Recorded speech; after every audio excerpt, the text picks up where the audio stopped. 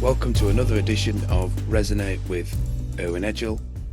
Today's topic is about recovery, and my guest today is the one and only, a man called Colin. Good to see you, man. Nice to be here. How are you doing? Yeah, I'm very well. Good. So I've been grateful that you came in today, man. I really appreciate it. Before we get started with the questions that I'm going to ask you, Colin, just tell us a bit about yourself. All right, so I'm a 57-year-old man from Brixton, South London. Okay. Always lived in London. I have a long history of drug use, drug addiction, and crime. Right. Prison sentences. Right. So, I don't really have a trade Right. or Okay. anything like that. But at the same time, you're a good actor because I've watched one of your plays that you've been in. Well, that's not for me to say. But you are. But you are. yeah, thank you. Yeah, so I mean that's not to just say that's all I've ever been and so forth. I think I've got other stuff in my life Right. dipping in and out where I've done little bits and pieces, Right. but mostly drugs, crime, Right. jail. Okay. You know. Thank God I'm kind of out of that loop now. Right. Yeah. And obviously I'm going to be talking a bit about that journey, my journey. Yeah. Yeah. Excellent. Yeah. Nice one. Thank you. So just on that theme then, Colin, I'm going to ask you a few questions and then just answer them in your own way, and then we'll take it from there. Cool. Okay, so the first question, Colin, is what has been the most significant turning point in your recovery journey so far, would you say? The most significant turning point. Yeah. I mean, there's two things that spring to mind. Yeah. Because I've had a previous period of recovery, Right. which I was in recovery last time for 4.5 years. Wow. Unfortunately, I relapsed and went back out there Right. for another 15 years, and now I'm coming back again. Right. So I suppose the turning point in the first time, Yeah. which was the actual first time I'd ever experienced any sort of treatment, Right. it was actually in prison. Right. What do you mean by treatment for those who don't? Treatment, so rehab, Right. even day programs, stuff like that. Yeah. I never went to any drug services Okay. and asked for help. Right. The only time I went to drug services was to get either a methadone script, which is obviously like a heroin substitute. Yeah. But me, like most people, didn't use it as a substitute. We use it as another thing. So, Right. Another addition. yeah, so I'd be using the methadone just so you didn't go through withdrawals, but still using Right. heroin on top. Right. So, or to get needles, Right. clean needles. That's the only thing I ever went to, a drug service for. Yeah. And why is that? Do you think that's the only thing? Is it because you knew that you didn't really want to go through the program of quitting, or was it just a case of it was just that? It was, I suppose it's a combination of things. I mean, addiction, unless you get into recovery, is something that drives you. Right. And it's almost like that's what's in control of your actions, your behaviours, your thoughts. Everything is geared towards that. And I suppose the easiest way to explain it would be as if that addiction is a separate entity in itself, Right. and it doesn't want me to get clean. It wants to keep me close. Right. So it stops you from going and seeking help and stuff like that. I first come across treatment, I wouldn't say by accident, but I was in prison. Mm-hmm.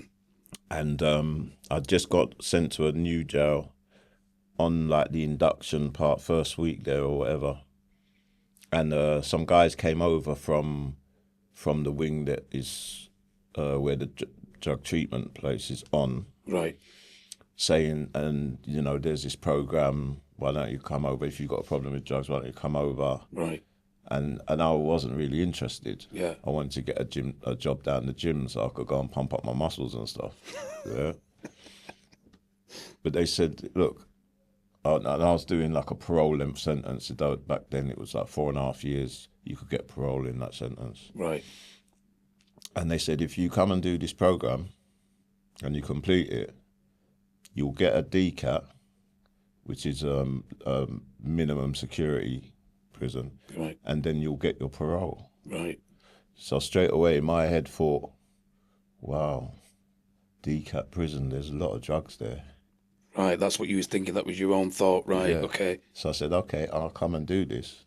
So my reason for going and doing drug treatment Right. was so that I could get back to my drugs quicker. Right. Because I can't get the type of drugs and the amount of drugs that I want and need Yeah. whilst in prison. Just get get you. little bits and pieces. Right. But I knew in a DCAT I'd be able to, well, there's no fences, there's no gates, so there's stuff coming in and out all the time. Right. So that was my reason for going into treatment. This is a bit ironic, Mm-hmm. you know. Mm-hmm. But, I was so determined to get back to my drugs that I did everything that, I stuck by all the rules. Right. Right. So obviously you're not allowed to use, and they test you, urine test every week and stuff. And I stopped using, passed all the tests, did what they said to do, and I actually got my DCAT. Right. And subsequently after that I got my parole as well. But in that space of time when I'd stopped using and everything, something happened. Yeah. Right. And there was a clear kind of moment that I can remember when I started to feel different. I started to feel better, and I started to feel at peace.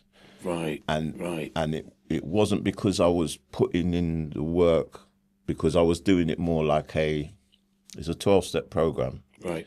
And I'm doing it more like an academic exercise. So I was doing it like an essay and everything. Yeah. It wasn't real. I wasn't connected to it. Right. Right. But I think just the being away from using,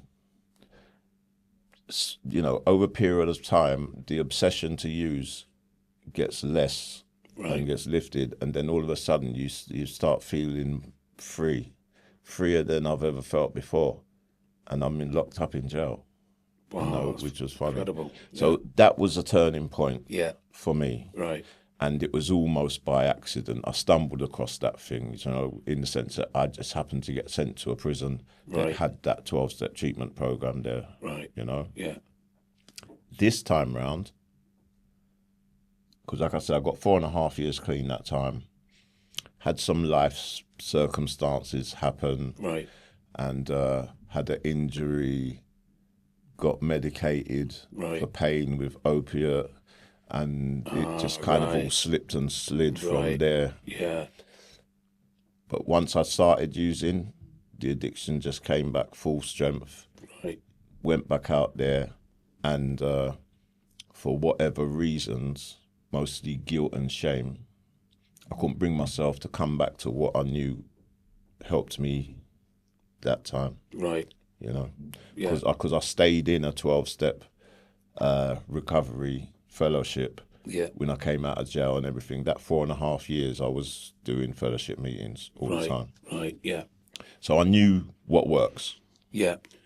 But guilt and shame just kept me out there, and also... What you mean guilt and shame? Sorry to cut into you, Colin. guilt and shame, as in like if you go back, people will be saying, "Oh, well, yeah, you did it, and you've not done it, and all that kind of stuff." That's what you Partly mean, that. right? However, you don't even have to really specify what it is, because it's the addiction, Okay, basically. And because if I was to sit down and really think properly about that situation, I would know that the people in that fellowship are going to welcome me back.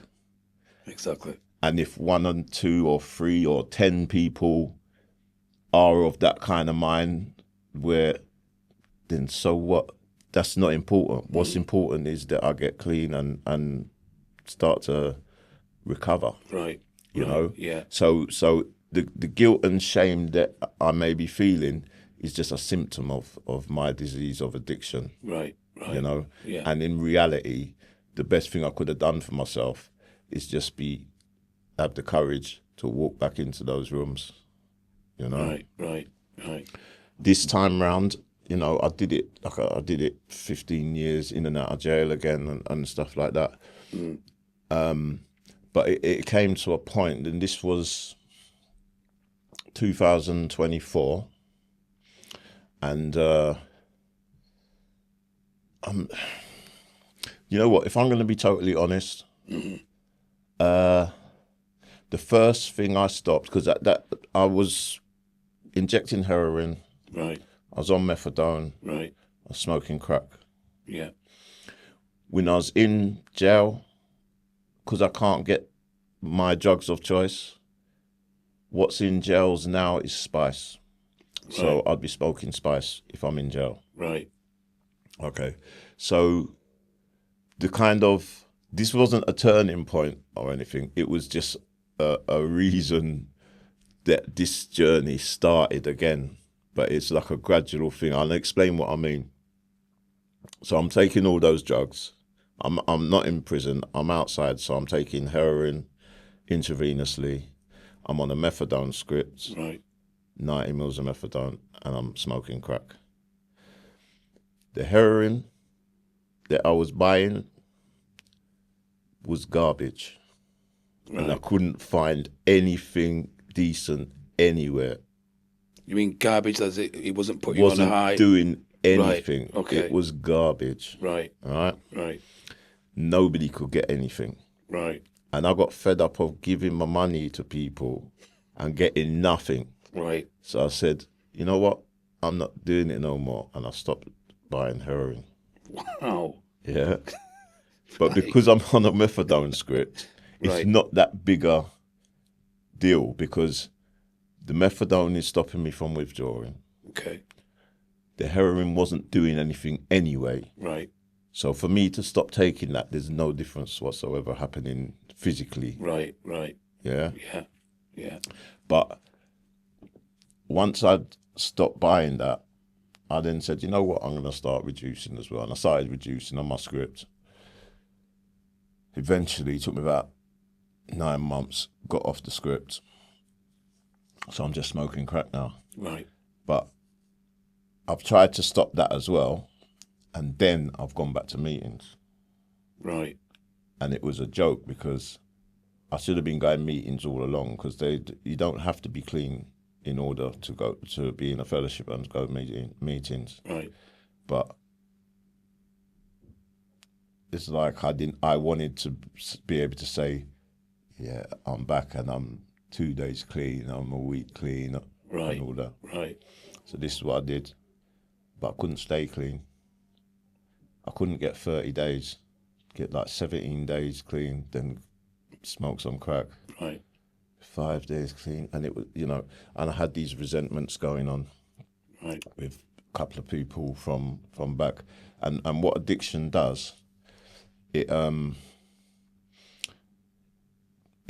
magnifies resentments, like negative stuff, the guilt, the shame. Right. And partly because you don't really have anything good going on in your life. Right. Right. If you're a proper addict and you've been in active addiction for years, you've probably pushed away all your family, friends have lost, faith in you. Right. You ain't got a job. Right. Do you know what I mean? Yeah. You can't hold down a job. Yeah. So you got nothing good in your life. Right. So these negative things become everything. Right. Yeah. But I came down to, this went on for about 6 months. I was still going to meetings and I'm still trying, and I really wanted to stop, but I just kept, every 2 weeks my head would blow up again with this resentment. Right. Kept seeing this guy because he's in the rooms as well. Right. So, I think that was really making it hard for me to make any progress. Yeah. But then I came down to, it's like a camping event put on by my fellowship that I attend down here in Dorset. Right. And I think I was 2 days clean when I went there, do you know what I mean? Like, they kind of scooped me up, they looked after me, they fed me. Right. They upgraded my look because I had some little pink tent about that eye. My feet were sticking out the thing first night. They upgraded me, give me a bigger tent. But, Right. They really looked after me. And Right. they was all saying, look, I told them my story and everything. They said, come down here. Come down here. We've got a really good, strong fellowship down here, man. You'll be all right. And after the camp out, I went back to London, made some phone calls. And I moved down here 2 weeks later. Wow. Just packed up, boom, I'm gone. Right. Right. And when you ask about turning points, since the day I moved down here, I haven't used. Wow. Nice one. And it's not the moving that done it, but it just made it easy. I already had the desire to stop and the willingness to do what it takes and everything. Right. But just taking myself away from the place where, if I'm walking down the road, I've scored there before, I've used in there, my dealer's driving past. Right. I'm coming down fresh. Exactly. So, you can't do it just by moving, but it helps if you take yourself away from them situations where you've been doing that stuff. So that was a massive turning point. Wow. On this journey that I'm on now. Incredible. Moving down here. Good for you, man. A good move. Good for you. How do you manage cravings or triggers when they arise? So how do you manage them now? Like when you mentioned about things going on, things are more highlighted. It could be a past trauma that you thought about or whatever, and you think, do you know what? Yeah, I remember that. How do you control it? How do you manage it when they arise? So I'm tempted to say that it doesn't work like that. Right. Okay. All right. But I'll elaborate. Okay. So 3 stages, yeah? Yeah. First stage is just in active addiction. Right. I'm using daily. Right. Everything's geared towards that. Yeah. There's no such thing as a trigger. Right. Because I'm permanently on cock. That is what I do. I don't need anything to trigger me off. Right? Yeah. Yeah. So when I'm trying to stop now, early days, Right.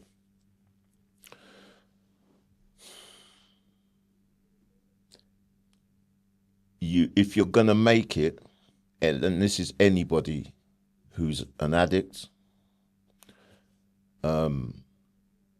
you've got to focus on action and behaviors, let go of thinking and planning. Right. Right? So your head is gone as an addict in active addiction, using your head's gone. Right. All right. So now you want to stop. You can't use the thing that's broken to fix the thing that's broken. Correct. Right. So you just got to do the actions. So they say 1 day at a time, and they use steps for a reason. Right. Just 1 step at a time. Yeah. Just do these things, and eventually it will get better. So if you do an action for long enough, look at it with the using. If you do using for long enough, that becomes second nature. Correct. It's the same in reverse. Yeah. If you don't use for long enough, that becomes the norm, and your thinking will catch up. At the beginning, your head will be screaming, go and use. Right. I need this, I want that. Right. But you just disregard that. Right. And you just plod forward. Yeah. And your brain will catch up eventually. Your thinking will catch up. So the third stage now, what I'm talking about, which is where I am, right, is I have thoughts about using, but now they're fleeting. They're not, before it's obsession. Just, It's 100%, obsession. right, yeah, yeah. Now it's like, oh, I wonder, don't be silly. And it's gone. Gone. So the obsession has been lifted. That can only happen over time and with a bit of work on yourself. Right. You know? Yeah. So I don't have to really cope with triggering things. Right. Because everything can be a trigger if I'm in that kind of headspace. Because all my life I've been using. So if I get on a bus, I've been on a bus to go and score before. Do you know what I mean? Whatever I do, if I go in a shopping centre, I've stolen stuff from a shopping centre before to get money for drugs. There's nothing I can do in life what I couldn't connect it to drugs in a way, so it could be a trigger. Right. But when you ain't got that obsession, nothing is a trigger. Right, right. You know, it's just life. Wow. Good answer. Powerful answer. So glad you come in, bro. So glad you come in. We're only 2 questions in and it's been really, really good. All right, next question. Who or what has provided you with the greatest support throughout your recovery, would you say? Right, so obviously the fellowship that and I just call it fellowship because what it is, I'm really, no individual is supposed to sort of name the fellowship and all cool. that. And it is simply because I'm not a spokesman for that fellowship. Okay. And if somebody who needs recovery, say, right, for example, and then they see me saying this fellowship, that fellowship, and then I drop off. Right, exactly. Then they can look at me and say, it don't work. Yeah. When the reality is, it does work. Right. I'm just one individual in this fellowship. Okay. But the fellowship has given me the support. That's the main thing. Right. Yeah? Yeah. And it's called a fellowship for a reason. Yeah? We support each other. Right. And it's a very powerful, proven way of getting and staying clean. It's very simple. It's not easy, but it is very simple. Right. You just follow suggestions. Right. You know, follow the people that have come before me and are walking this walk. Right. Yeah. Mm-hmm. However, there are individuals that I can pick out. I mean, there's one lady in particular. I love this lady so much. Do you want to name her? Well, it's kind of an anonymous program. Okay. You know what I mean? So I would really love to because I got nothing but good to say about her. That's why I asked you because you'd have been watching and But I get where you're coming from. But anonymous. She'll know who she is anyway if she watches this. But hopefully she will watch it. You will watch it. So back at that time when I kept sort of relapsing and everything, I was in a meeting and because I'd stopped taking the methadone and everything, like your sleep just disappears. Right. I probably slept for about a month and a half at that point, and I was having a whinge and a moan up in the meeting about not being able to sleep and that. And so just no sleep, Colin? No sleep? No sleep. Wow. No sleep. I mean, none. I don't mean like... half an hour and all that, 5 minutes? None? None. Wow. So I finished talking, and I kind of got my head down like that, just sort of resting my elbows on my knees and everything. And then I heard this sort of next person to start sharing this American accent. He says, I'm coming to recovery to be miserable. Look, I'm listening. I'm like, and she's kind of having like a pop at me. Do you know what I mean? I'm like, this woman cannot be talking about me. I looked up and she was just staring straight at me. But she's so eloquent and so funny in the way she done it. Right. Like, I'm trying to stare her out. Like, thinking, yeah, she's going to back down in a minute. You know what I mean? No, she just rolled straight over me. And, you know, the thing about it as well, no one else in the room knew she was talking to me. Right. And just me and her knew. And I asked people afterwards, and they had no clue. She done it that good. But spoke to her after the meeting and stuff, and it's powerful lady, like 34 years clean. Right. Been through stuff, you know, Right. but knows this thing. Right. Right. And she kind of, she didn't take me under her wing, but she was present in my life now, do you know what I mean? Right. And I'd see her at meetings and everything, and she used to pull me on stuff. Right. And I remember she looked at me one time, I was in a meeting, and I'm already planning some stupid shit I'm going to do after the meeting, you know? And we're sitting in the restaurant, and I'm watching the clock. I'm thinking, right, my dealer locks off at about 11:30. I better get moving soon. Right. And I looked up at the clock like that, and then I looked down, and she was just looking at me. And she went, are you really going to make us have to bury you, my brother? And a little chill went down my spine. Wow. Like, she was a bit like that, do you know what I mean? Right. Yeah. Right. But she's been very, like, I still, she's not a well woman, do you know what I mean? Yeah. But I've kept in contact with her. She's up in London and stuff. She's been very powerful in my journey over the last year and a half. Brilliant. Yeah. Brilliant. And you do meet people like that, you know, that you come across. I mean, if she was male, if that makes sense, Yeah. then that would be my sponsor. Right. I get you. But male-female sponsor is not really. Some people do it, but it's advised against. Right. Is that because there might be that complications, connection and that affection, and Yeah. somebody's helping you, and then you're taking it the wrong way, and yeah. Possibly. Right. I mean, not just that, but it's just anything that's going to complicate this thing. We need it simple. Correct. Yeah. Yeah. Simplify everything that you can, Yeah. still keeping the effectiveness, Right. right? And the male-female thing is just a one little added complication. Let's just keep it simple here. Yeah. Yeah. You know? Yeah. Yeah. That makes sense. Yeah. But, you know, you meet people and you listen to people, because that's what we do. There's some very, very wise addicts in recovery out there. Very wise. Right. Right. And the wisdom gets passed on, Yeah.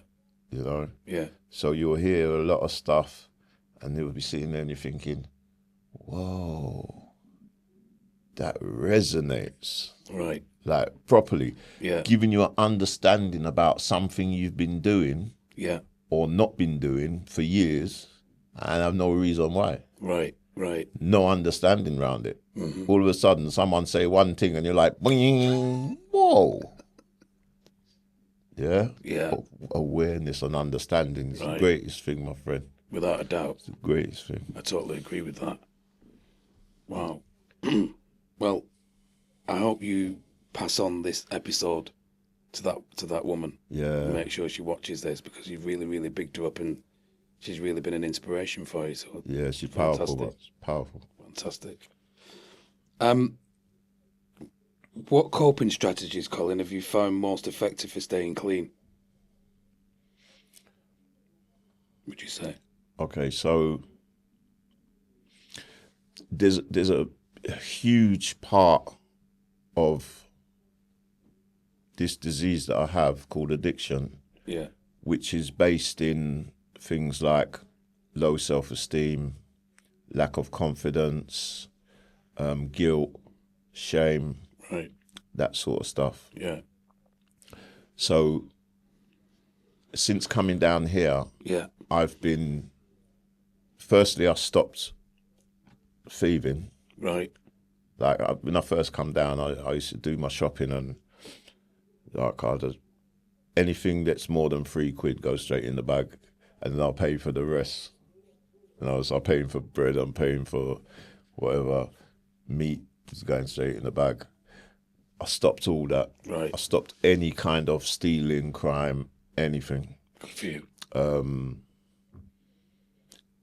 And I mean that's just a little part of it, but it's, you know, when you're doing wrong, then you'll never ever feel as good about yourself as you possibly could. The other thing is what I've been doing with my time. I attend a place called Vita Nova, which you know because you came and saw us. And Brilliant, absolutely brilliant stuff that you're doing down there, particularly, you know, with Sharon and all that. Fantastic. Fantastic. Well, just to explain Yes, for please. your listeners Please. or watchers, what we do is I attend. Vita Nova does a few different groups that do music, creative writing, but the main group is the theatre group, which is what I'm part of, and we take plays into schools and treatment centres Yeah. and prisons, but mostly schools. And the play that we take into schools is hard hitting. It's about county drugs lines, grooming young people, knife crime, and it's a sort of educating, let's start this conversation tool in order to get to talk to the children, the teachers even. Yes. Yeah. And on some occasions, which is really powerful as well, we've done performances for parents and the kids. Wow. So the kid will be there with their parent next to them. Do you know what I mean? Yeah. And it is, I mean, we don't just put on the play. We put on the play, then we give testimonials, and everybody that's in that play is in recovery from addiction. We don't tell them this until after we finish the play. Right. And then we get that, ooh. And then we talk about ourselves, and then we talk to the kids. Right. And that's kind of like my thing. Right. In particular, everybody does it, but I would say that's my thing. Yeah. Like that's the bit that, you know, I've like you did. I've had people comment on my acting and stuff like that, said I'm good and everything. Fine, I'm here to talk to the kids, though, you know. Right. And that's the bit that, for me, is the most powerful part, you know, especially because, you know, the first time I did it, first time I went into school and everything, I'm expecting, like I'm kind of measuring them by my standards. I was a little fucker in school, do you know what I mean? You know, and I just thought, oh my God, these kids are gonna just not listen. They're gonna be rowdy or whatever, laugh at us or all these sort of things. And like we had them from the opening scene. We just had them, Right. you know. Yeah. And Yeah. just to see them listening and really kind of it having an effect on them, in a sense of, like, we're not here to just entertain you. You understand? We're here to open your eyes, run the tape forward for you. Right. I remember some of these kids already dabbling. Some of them may have friends that are doing stuff. Right. Some of them are doing stuff. We've had teachers saying, yeah, well, no, we got 2 kids here in this audience that are in county drugs lines. We know it. Wow. You know? So, wow, you know, just to have that opportunity to try and show them, look, even if, like, because sometimes I tell them a thing like, I say, all right, even if none of this bad stuff happens, even if you start balling, you're selling drugs, you're making money, you drive nice car now, you're all right, innit? Yeah? That's when they come out of the woodwork, they come looking for you. Correct. I said, the more better you do, the horrible of them robbers come. Right. They only ask once. Yeah? So even if you think there's a plus side and you ain't going to get caught and this is going to go all right for you, yeah, you have something coming your way still. Because there's people out there that specialize in robbing criminals. Right. And they know you can't call police. Right, exactly. So I try and open their eyes from a perspective where I'm 57 now. I've seen a lot. Yeah. I've done a lot. Yeah. I've had a lot of things done to me. Right. Like, please just try and know that there's nothing in this little area here of drugs that's any good. Nothing. Right. Yeah? Mm-hmm. Don't learn the hard way like I did. Right. So, I really enjoy doing that stuff. And just to go back to my original point of why I started talking about this, self-esteem, obviously confidence, getting up on stage, acting and everything like that has given me confidence. Right. Self-esteem, because I know that I'm doing something that is worthwhile, necessary, without a shadow of a doubt, powerful, and I'm trying to help my community by doing this stuff. Right. So somebody wiser than me said, if you want self-esteem, do esteemable things. And remember, I've cut out all the nonsense as well. I don't steal, I don't do. So I'm doing good things, feel better about myself, right. you know? Yeah. And that's given me a lot of progress in a short period of time. Right. Because I'm 16 months, so I'm 17 months clean. Congratulations. Thank you very much. In the grand scheme of things, that's not long. For somebody who's been, using drugs and been a criminal since I was 11 years old. Right. Yeah. So, and nobody is irredeemable, if that's the right word. Yeah. Yeah. There's no lost causes in this thing. Right. Everybody has their own kind of levels of I'm quite lucky in the sense that I seem to still have my faculties. My health is decent. Right. I'm fortunate.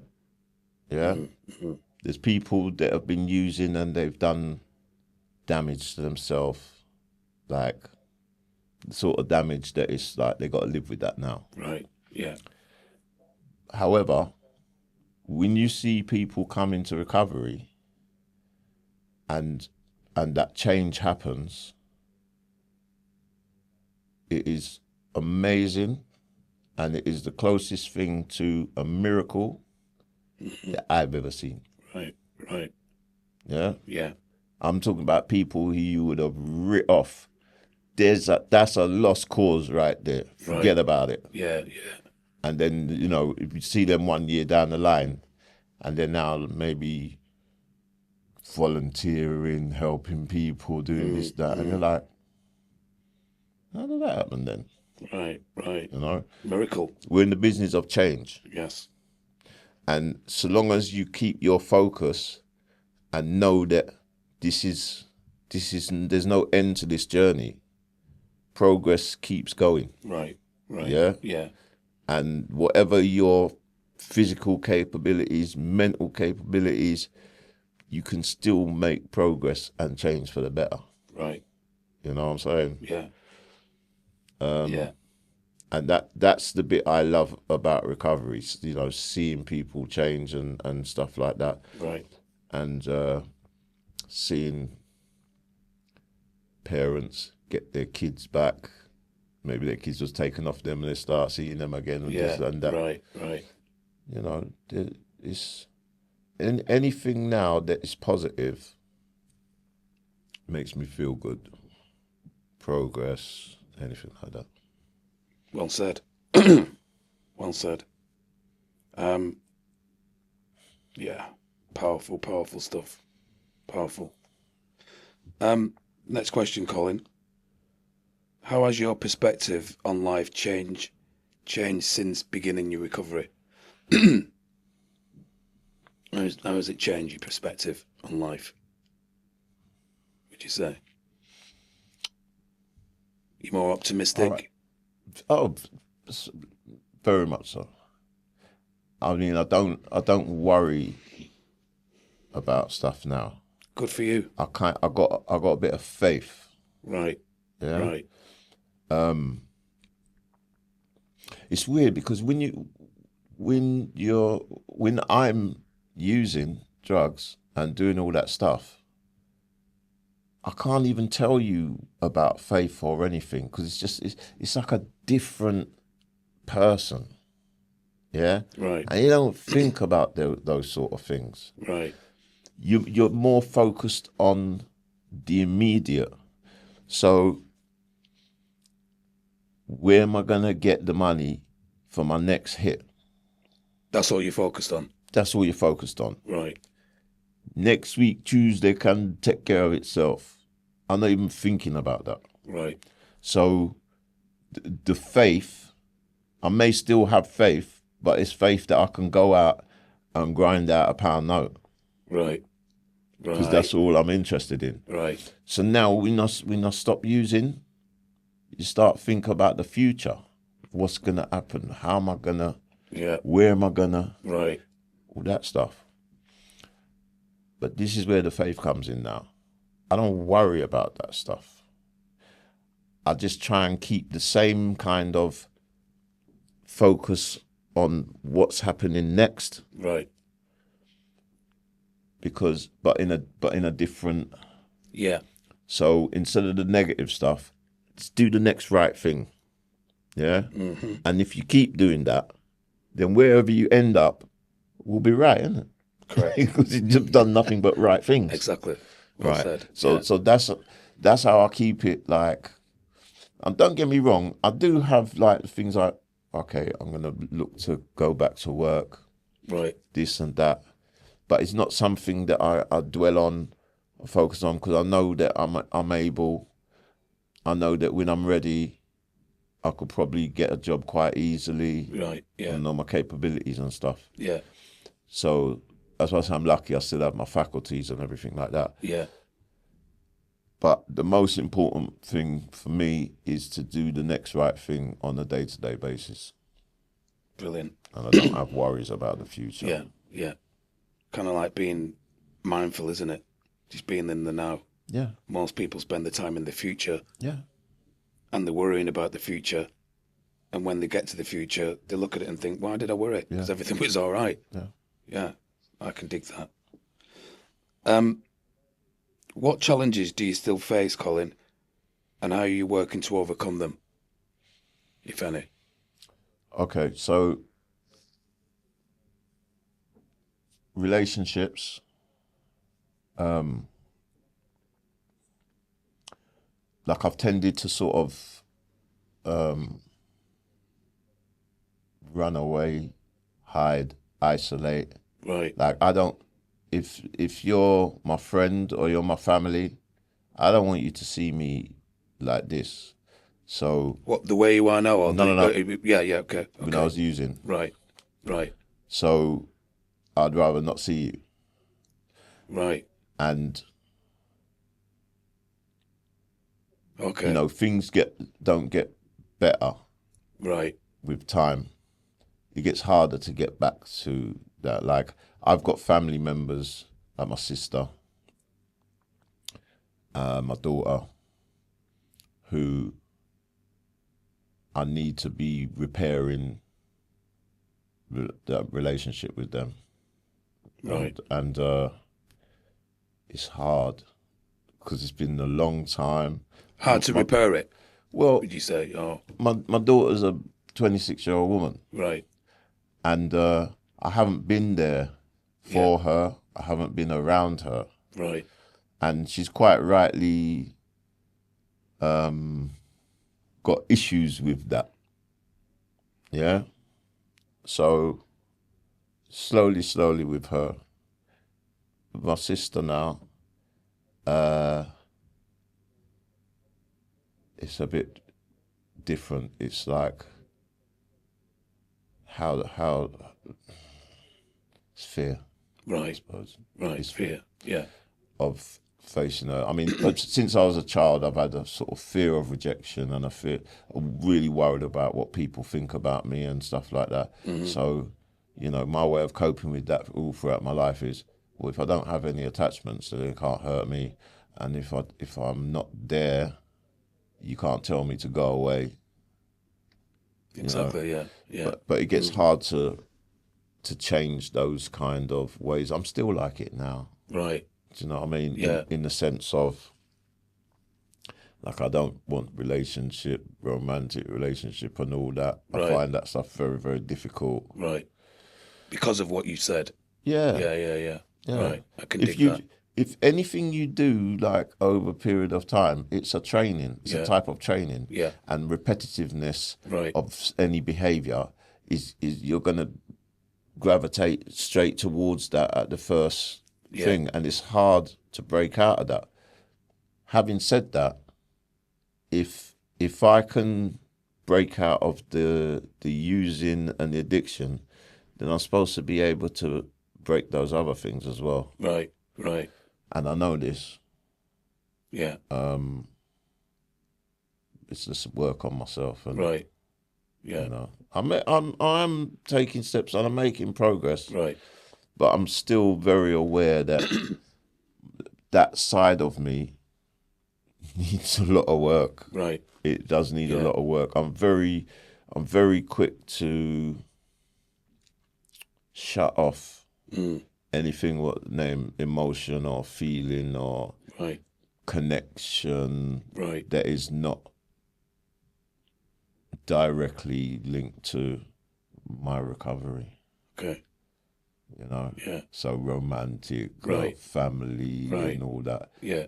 They're not recovery stuff. Right. They're life stuff. Yeah. So different kind of. It is different, but I'm still supposed to be using the same tools for that as well. Yeah. I get you. Yeah. If this is not on my list of questions to ask you, it's just off the cuff.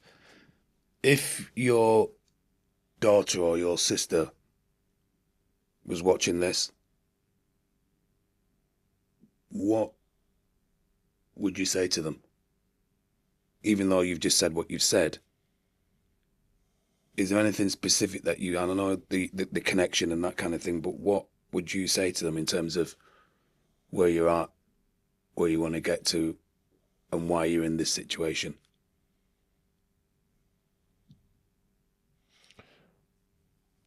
Well, my sister would probably be easier to answer that about.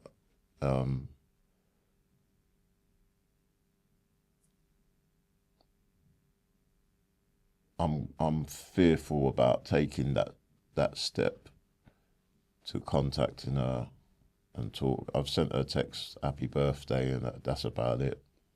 Was it reciprocated? Did you get a message back? Yeah. Right. I suppose,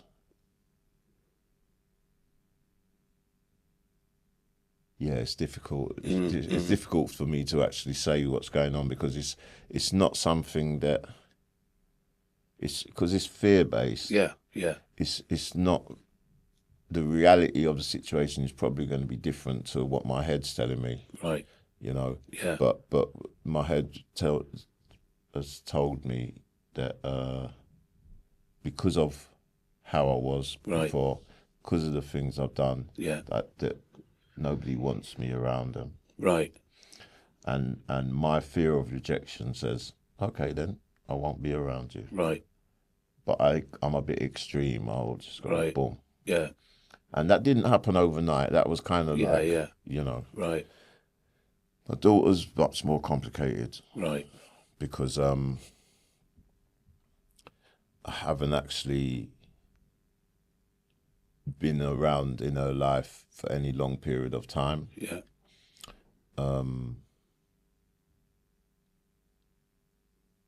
I haven't even had the chance to sit down and talk to her properly. Right. There's a lot of stuff that she doesn't know. Right. You know, because she was too young Yeah. to know that I was there when she was born and all those sort of things. Yeah. And the stuff that I actually did try and do, the reason for some of the times when I've had to just leave, you know. Yeah. There's a lot of stuff. But what I would say to her is that I'd really love the chance to just sit down and talk. Right. Face to face. Face to face. Yeah. You know, yeah. Whether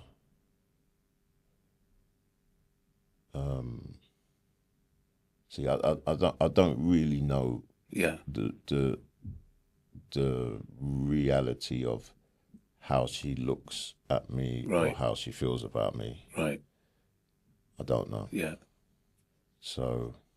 No, I understand. There's a there's a guy that I used to subscribe to. I still do. He's dead now. God rest his soul. A guy called Earl Nightingale. He was around in the 50s. All personal development, emotional development, and connecting it with what you've just said. He said, so long as we've got our goal in terms of what we want, it's none of our business how it's going to come about. All we've got to do is do our bit. So I guess your bit, Colin, is doing what you're doing, staying clean, doing what you're doing, and then let it take its course. And then according to him, and I subscribe to it because it's happened to me, that we just focus on what we've got to do. You mentioned earlier on about step by step, not what's going to happen, when I get there, just step by step. And all of a sudden, lo and behold, you find yourself in a situation and you say, how did I get here? You know what I mean? That kind of thing. So that could be that connection with your daughter and your sister. You know what I mean? All of a sudden, you just start chatting rather than to be thinking, how is it going to come about? And I can't figure out why it would come about because of X, Y, Z. So, yeah, I understand where you're coming from. But who knows, Colin? They might watch this. They might watch it. They might watch it and see your perspective now. So, positive. Can only be positive. Yeah. Next question. Can you share a moment when you felt especially proud of your progress?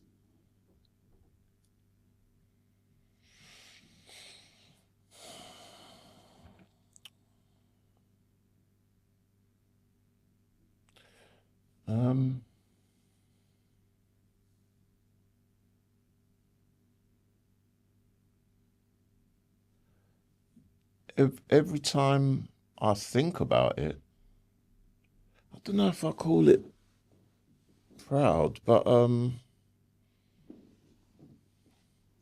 I know that I'm doing well. Right.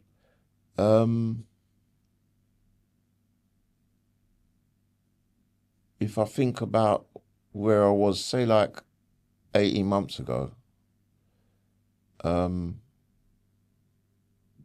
yeah, it's not pride, it's just happy Right. that I'm not there anymore. Okay. That I'm not in that amount of pain. That I'm not fighting this obsession. Right. That I got a bit of peace. Right. In my life. Yes. So pride, probably not. Right. But happiness and well-being, when I think about the progress I've made, definitely. Yeah. If that makes sense. Yeah. Sorry, maybe you misinterpreted what I said. Not pride, proud. Proud. Blah. Is that not the same thing? No. If I'm proud. Well, if I'm proud of myself. Yeah. What? Showing a moment where you felt especially proud about your progress in terms of where you're at now. So you mentioned, you alluded to when you're in the schools, and that's, you get a really authentic, organic feeling going in there and chatting and doing your stuff with Vita Nova, and in terms of what that feeling gives you. So that could be a proud moment, couldn't it? Yeah, I You know what I suppose mean? so. I think I'm trying to not be up my own arse about it. Do you Well, know what I yeah, I mean? get you. I get you. Because pride kind of like you can be like puffing up my chest, Right. like Yeah. feeling good about Yeah. myself, but Say it how it yeah, is. okay, yeah, all right. Doing the stuff in the schools, Right. yeah, Yeah. definitely. Getting up on stage. Right. I mean, we done the panto the other day where I'm dressed as like a dog, 6 foot talking dog with a Jamaican accent, and I'm getting really good reviews, you know. I'm just I'm So just picturing that, man. yeah. That was Toto in The Wizard of Oz, Right. and so I'm kind of proud that I can do that, and you know, obviously ego's gonna come there because I've got people saying, "Oh, you were so good" and stuff like that. But But did you think you was good though? That's the thing. Did you think you was good? Did you have that feeling that, you know what, this was all right? yeah, Because it but doesn't matter what they say then, does it? Because as long as you feel it, and then I suppose the secondary would be, well done, Colin, you did a really good job. But essentially, it's what you feel. yeah, but you don't. You've got perspective in it because this is a panto, Right. yeah. So you get an instant indication Right. whether it's good or not. People are laughing, yeah, Okay. Yeah. and I regularly had them screaming, so I know I was good, Right. Right. yeah. Yeah. Obviously, like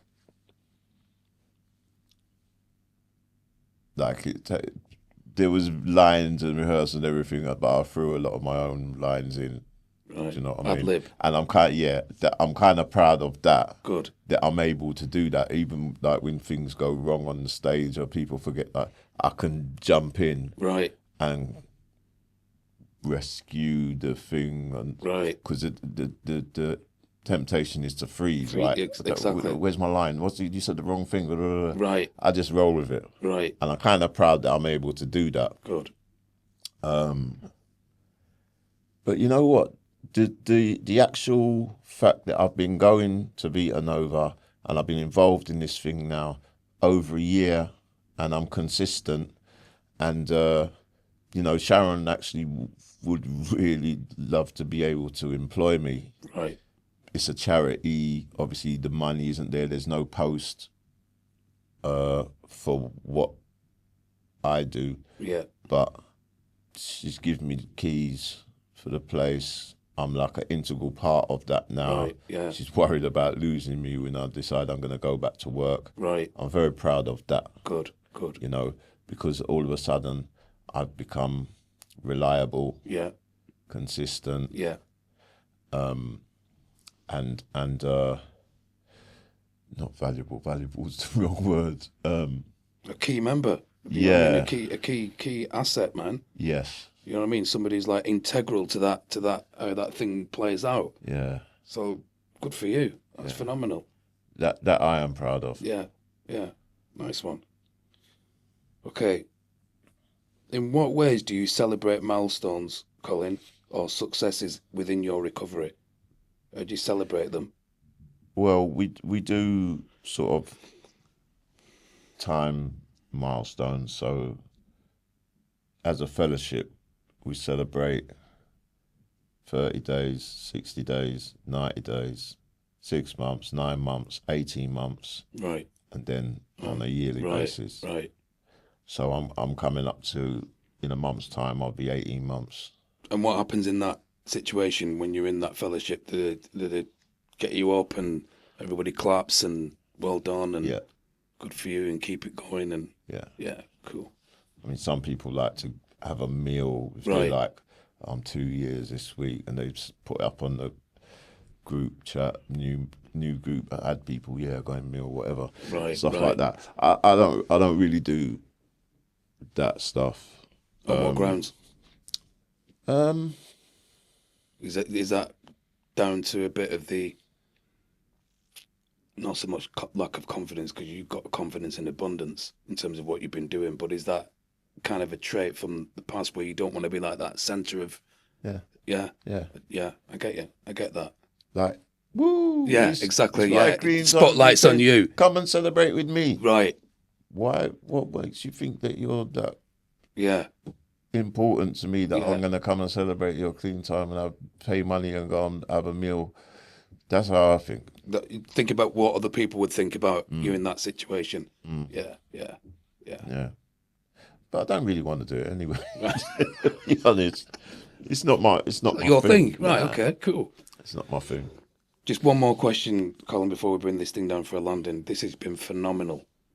I really, really enjoyed this time with you. It's been great. And I'm not patronising when I'm saying it. I feel it, man. It's all right. I'm able to take that praise. Good for you. Good for you. Thank you.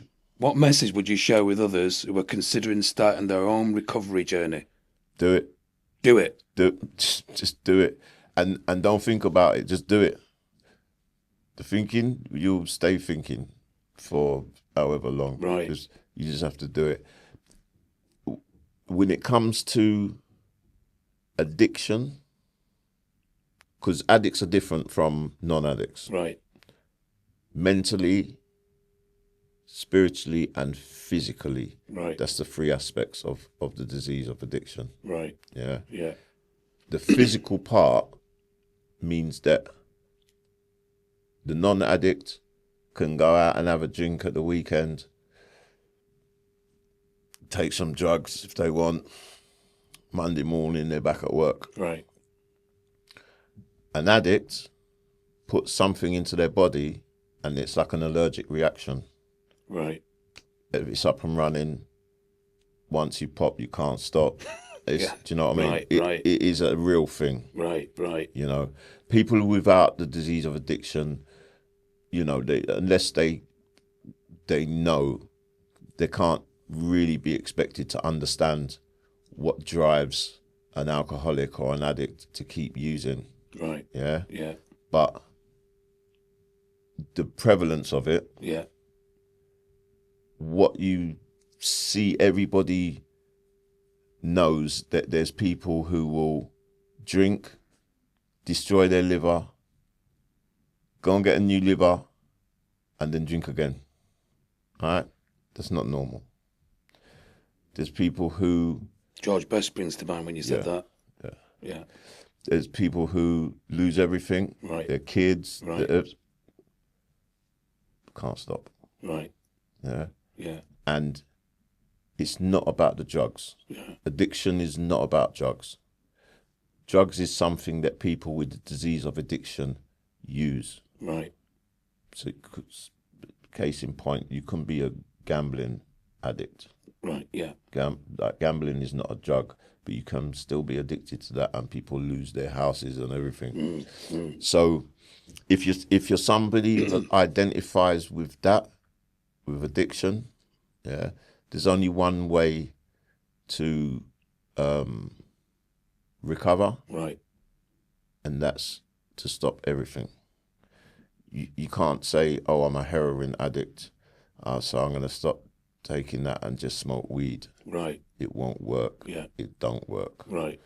It's total abstinence. Yeah. If you want your life to improve, if you want to recover. Right. Yeah. Right. That's scary for somebody who's just always taken drugs, always used drugs, and thinks they need that drugs. Right. Yeah. Yeah. But there is nothing. Once you get past that first stage, you'll be so glad that you've done that. Right. And put yourself through, because it's hard. Yeah. And depending on the type of drugs that you take or alcohol, it'll probably be painful as well. Right. Right. Yeah. But so worth it. Once you come through that stage and you start to recover, you'll be so glad that you've done this kindness for yourself. Right. You know? Yeah. And then you can start to grow. Yeah. But what if you're putting that thing in your system, you just can't get better. Right. Any sort of temporary improvement will be just that, temporary. Right. Yeah. Yeah. You know? Yeah. I'm into abstinence, 12-step recovery, because I know that works. Right. And it's the only thing that I know where they flat out tell you, if you do these things, you have 100% chance. 100%. No, nothing in this world don't promise you that. Exactly. In any area. Right. But if you do what it says on the tin, right, you get the result that you want. The result. Do you know what I mean? Exactly. It's only if you can't or if you don't. Right. You want to do half of it. You want to do some of it. Yeah. You're on tricky ground. But anybody who's out there, who's listening, who's got family members. Also, I just want to say, go back a little bit to what I said earlier on about nobody is a total write-off. Right. Everybody can recover. Yeah. So there's going to be people listening to this who have a family member, partner, friend, right, who's in the grip of addiction, right, who seems to be immoral, right, bad person, yeah, lost cause, right, but however you want to look at it. Yeah. The one that always ruins all the family events. Right. Yeah? Yeah. Nobody is a lost cause. Even in that situation. I don't care what situation. There's people been on their deathbed coming to recovery. Right, right. Yeah? Yeah. This thing is not about people and personalities and everything. The disease of addiction is real. Yeah? Yeah. But there's a way out of it. Right, right. And once that obsession and everything is gone, this person who you think is a lost cause or you think is a bad person or somebody you don't want around, the change in them you won't even believe. Yeah? Mm-hmm. Don't give up. There is a way out. People who are in it, you need to step out of it. And the only way to step out of it is to step out of it. Just do it. Right, just do it. Don't think about it. Right. Plan, next week I'm going to stop that. Forget that. Right. And that's the problem that most people do have. Oh, I'll do it when it's spring. I'll do it after summer. If you do wait it after Christmas. If you wait for the planets to align, the right set of circumstances, the weather's got to be good, the sun's shining, you'll never get that. Exactly. You'll never get the perfect circumstance. Right. So the perfect time is now. It's now. Yeah. Just start. If it's something that you're physically addicted to, then you go through whatever process you need in order to get off this thing safely. Right, right. Safely, that's the key word. Because there's some substances, alcohol, Valium, you have to be careful. Right. You can't just stop. Right. If some people can't just stop. Right. There's physical yes. Repercussions for that. Right, right. But there is a safe way to come off anything. Right, right. Yeah? Yeah. So the biggest thing and the most important thing is that you ask for help. Yeah. And you accept help. Correct. We can't do this by ourselves. Right, right. I know, been trying for years. Don't work. You need help. There's different types of help for different types of situation that you might be in. Yeah. Yeah. Yeah. When you get to the point where you don't have the physical addiction anymore, like with mine was heroin, I had to wean myself down on the methadone. Right. But as soon as I'm off of that, now is the time when I need people. Yeah. Because that's what will hold you. Right. When you're still feeling like all you want to do is use. Yeah. Yeah. So ask for help and be able to accept that help. Nice one. Nice one.